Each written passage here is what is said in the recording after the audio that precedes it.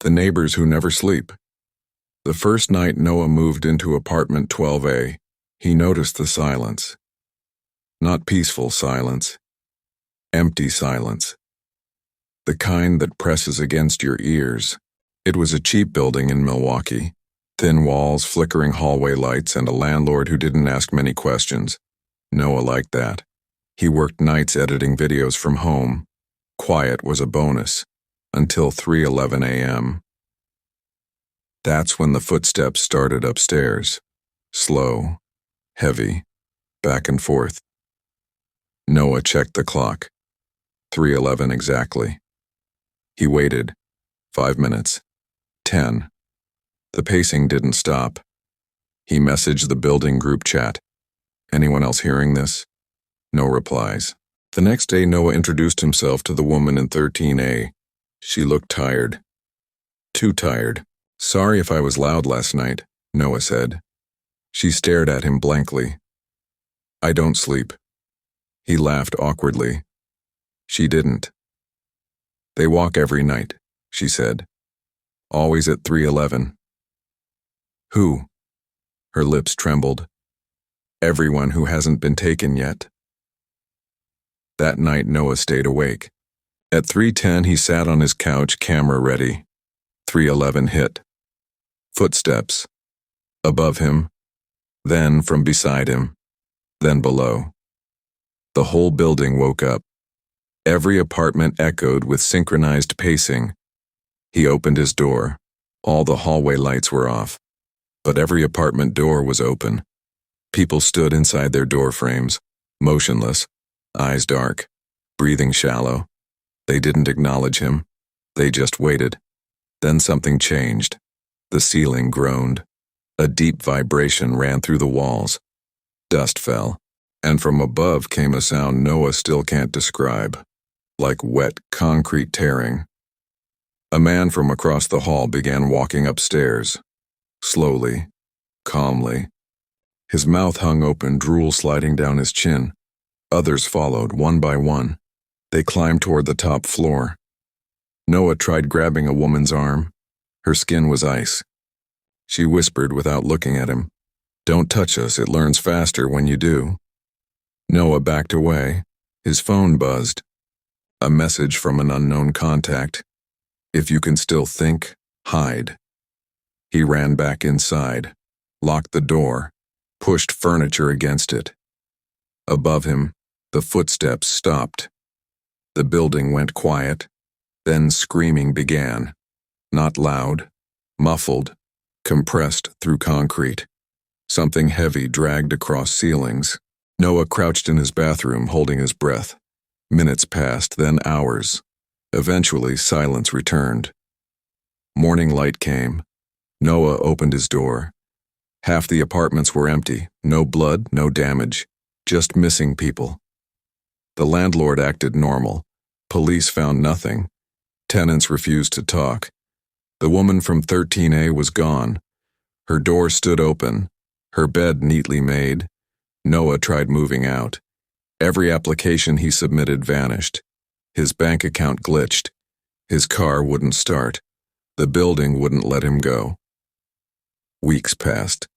Noah noticed changes. He stopped dreaming.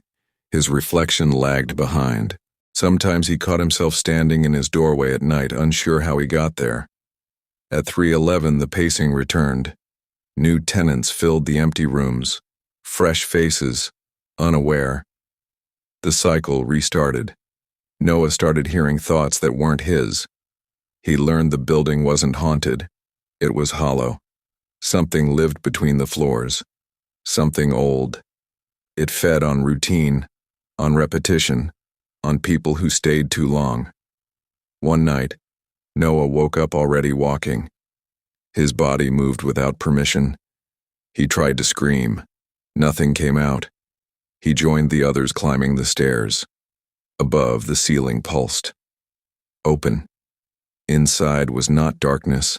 Inside was depth. Noah felt himself being unfolded. His memories stretched. His name peeled away. Now new tenants complain online about strange footsteps, about neighbors who never sleep. Sometimes Noah stands behind them in elevators. Sometimes he waits in doorways. Sometimes he helps carry boxes for people who just moved in. He smiles politely. And at 3:11 a.m. he walks. The playground that remembers children. The playground wasn't there yesterday. That's what bothered Maya first. She walked her dog every morning through Lincoln Park, Chicago. Same path, same benches, same empty field near the old oak trees. But today, a playground stood in the middle of the grass. Bright slides, fresh swings, clean rubber flooring, no construction signs, no workers, just there. Her dog refused to go near it. His ears flattened. He growled low in his throat. Maya tugged the leash. It's just a playground. He planted his feet. That afternoon, neighborhood kids filled it. Parents watched from benches. Everything looked normal, except for one thing. None of the equipment made sound. No creaking swings, no laughter echo. Even when kids shouted, the noise felt swallowed by the air. Maya noticed a little boy sitting alone on the merry-go-round. He wasn't moving. She approached. "Hey, buddy, you okay?" The boy looked up. His eyes were too old. "They come back here," he said. "Who?" "The ones who don't get found." That night, Maya dreamed of chains rattling, of hands gripping metal bars. She woke at 3:34 a.m. to faint giggling outside her apartment window. She lived on the second floor. There was no balcony. Over the next week, kids began changing. Teachers complained, students stared at walls. Parents said their children started drawing the same picture. A playground, with black shapes under the slides. 3 missing kids were reported by Friday. Police searched the park. Found nothing. The playground cameras malfunctioned. City records showed no permit for construction. The equipment company didn't exist. Maya started visiting the playground alone at night. She felt pulled, like gravity worked differently there. She noticed small details. Finger marks pressed into plastic. Tiny footprints leading under structures. Deep scratches on the metal poles. Something had been climbing. She crawled beneath the jungle gym. The rubber floor peeled back easily. Underneath was dirt, and beneath that, concrete stairs. Leading down. Her phone lost signal, but she kept going. The underground space was wide, circular, walls lined with handprints, hundreds of them, some adult, most child-sized. The air vibrated softly like breathing. She heard whispers, names, birthday songs, cries, kids changing. Teachers complained, staring at walls. Parents, children, same picture, playground. Missing kids, police searched the park. Playground cameras malfunctioned, city records. Maya visiting playground, feeling pulled, gravity. Small details, finger marks, tiny footprints. Scratches on metal poles, something climbing. Crawled beneath jungle gym. Rubber floor peeled back. Concrete stairs leading down, phone lost signal. Underground space, wide, circular. Whispers, names, birthday songs, cries. In the center stood something tall and narrow like a stretched shadow. It had no face, just a hollow where one should be. Around it stood children, frozen, their eyes empty. Maya recognized one from a missing poster. The shadow tilted toward her. It spoke without sound. "They forget us." Maya backed away. "They're looking for you." The thing bent closer. They always do. Until they stop. She realized the playground wasn't a trap. It was a memory container, a place built from loss. Every child who vanished left an echo. The thing fed on those echoes. It grew stronger every time a missing poster was taken down.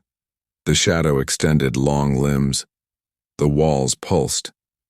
Children turned toward Maya. Their mouths opened. Not screaming. Calling. Maya ran. She burst back onto the playground. Morning sunlight hit her face. Joggers passed by. Parents pushed strollers. Normal. Too normal.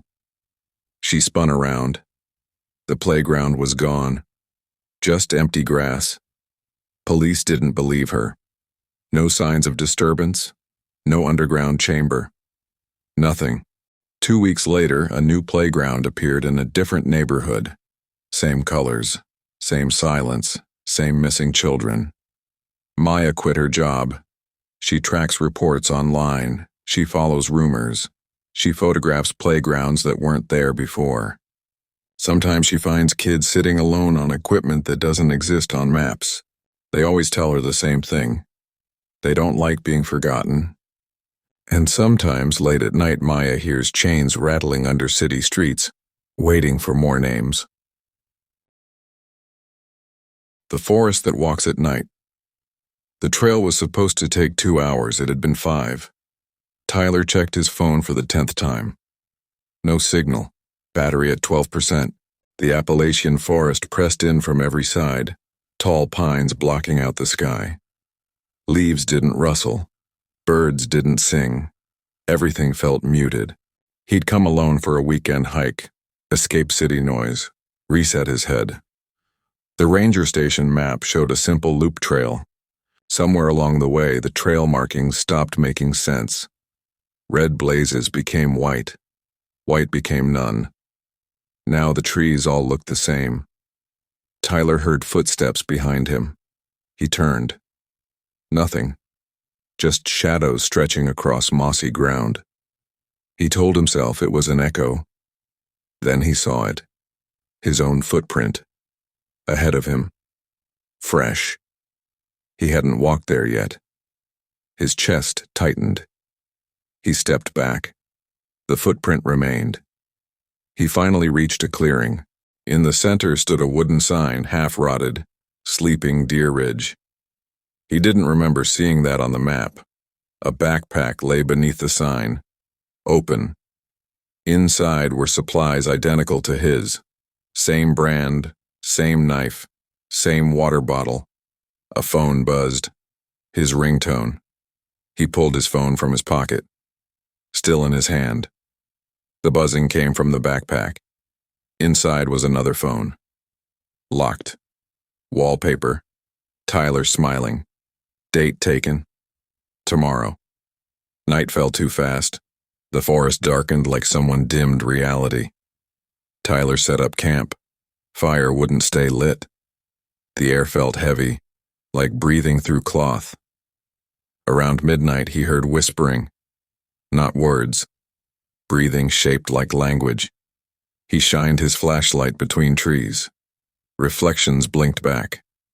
Dozens of eyes. Too high off the ground. They vanished when the light moved. He tried hiking out at first light. The trail led him past the same rock formation. Same fallen log. Same twisted oak. Loop. Again. Third time around, the trees had shifted. Paths bent wrong. Roots surfaced where dirt had been. He felt watched from inside the forest itself. Not from creatures. From the place. His watch stopped. His compass spun. He carved arrows into bark. When he returned, the carvings were gone. The trees were smooth like skin. By afternoon, he found a man sitting on a stump. The man looked half-starved, beard tangled, eyes hollow. "Don't follow paths," the man said without greeting. Tyler almost cried from relief. "Thank God, how do we get out?" The man laughed softly. "We don't." He explained. People wandered in. The forest copied them, their voices, their shapes, sometimes their memories. It learned through repetition, through loops. The man pointed to the trees. "They move when you're not looking." Tyler shook his head. "That's impossible." The man lifted his shirt. Roots had grown into his ribs. I said the same thing. That night, Tyler heard his mother calling. Her voice drifted through the trees. Sweet, concerned. He knew she was 3 states away. His body stood up anyway. The man grabbed him. "Don't answer familiar voices." The forest responded by mimicking Tyler himself. "Help me," his own voice whispered from deeper woods. He covered his ears. The trees leaned inward. Branches bent like arms. Shadows thickened. Something tall passed silently between trunks. It wore a shape almost human. Almost. Tyler ran. Branches cut his skin. The ground softened beneath his feet. He tripped. Hands pulled him upright. Not human hands. Wooden. Warm. He saw figures hanging between trees. People mid-transformation. Faces stretched into bark. Mouths filled with leaves. Eyes still alive. The forest wasn't killing them. It was integrating them. He woke up beside the clearing sign. His backpack gone. His footprints already ahead of him.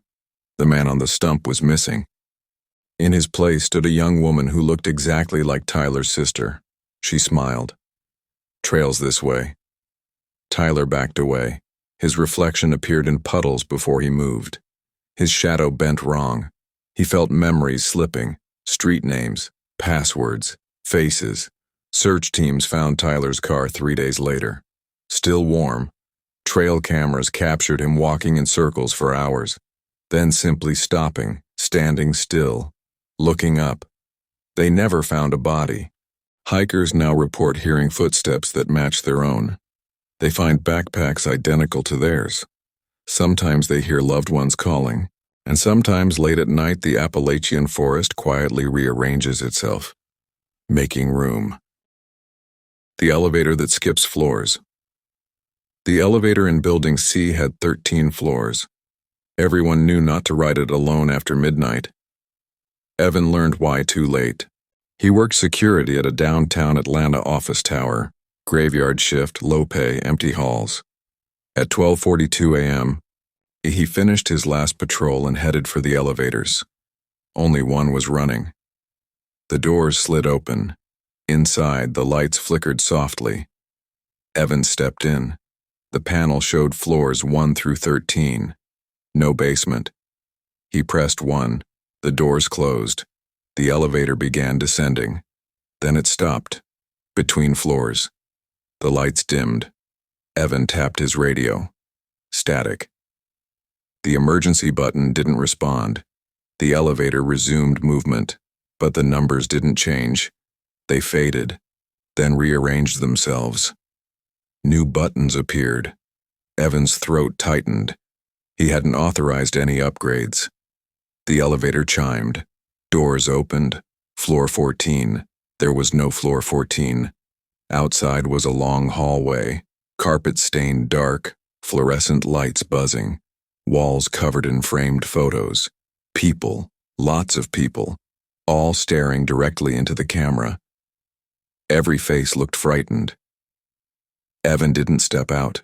The doors closed. The elevator continued downward. A soft voice came through the speaker. "Please remain calm." It wasn't pre-recorded. It breathed between words. The elevator stopped again. Floor 9. Evan knew floor 9. Accounting offices. But when the doors opened, the hallway was flooded. Water up to his ankles. Desks floated, papers drifted like jellyfish. A woman stood waist-deep in water, pounding on glass. Her mouth moved. No sound came. Her eyes rolled white. The doors closed on her reaching hand. Evan stumbled backward. "What the hell is happening?" the voice replied. "Revisions in progress." He watched the floor indicator glitch. A child's laughter echoed through the shaft. He smelled rust, then smoke, then something sweet and rotten. The elevator opened to floor 6. This one was dark. Only emergency lights glowed red. Figures stood at the far end of the hallway. They didn't move. They just leaned forward, like gravity pulled them wrong. Evan slammed the door close button.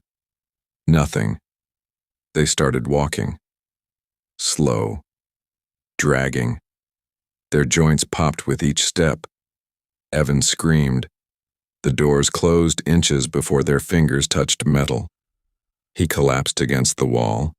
His reflection in the mirror lagged. He noticed writing scratched into the steel panel. "Don't look at yourself too long." He ignored it. Big mistake. His reflection smiled. Evan didn't. The reflection raised its hand. Evans stayed at his side. He tore his eyes away, breathing hard. The elevator dropped suddenly. His stomach lifted. Lights went out completely. He felt movement outside the walls, like something crawling along the cables. The voice returned, closer now. "You entered during transfer hours." Evan whispered, "Let me out." The speaker crackled. "You already left." The doors opened. Floor 2. But floor 2 was gone. In its place was a massive open space filled with rows of elevators. Hundreds of them. Some doors open, some dented, some dripping dark fluid. People wandered between them, blank-eyed, holding office badges, some crying quietly, some laughing. A man with no lower jaw tried to speak to Evan. He pointed upward. "Every ride takes something." The man gurgled. "Memory, name, face." "What happens when it takes everything?" The man pointed at himself. Evan ran. He tried another elevator. It closed instantly. Dropped. The screen read. Processing images flashed on the walls. Car crashes. Office suicides. Falls down elevator shafts. Every accident connected to this building. Every missing person. The voice whispered, "Vertical spaces are thin places. We slip through them." The elevator slowed. Doors opened. Floor 1, the real lobby. Morning sunlight streamed through glass walls. People walked past Starbucks. Everything looked normal. Evan stumbled outside, collapsed on the sidewalk. Police found him shaking, repeating floor numbers. They reviewed security footage. At 12:42 a.m., Evan entered the elevator. At 12:42 a.m., the elevator arrived at floor 1. 0 seconds. He never left. Evan quit his job, moved states. But sometimes elevators stop too long. Sometimes mirrors blink. Sometimes he hears the voice say, "Return trip pending." And somewhere in Atlanta, Building C still skips floors, still collecting, still rearranging what it takes to be human.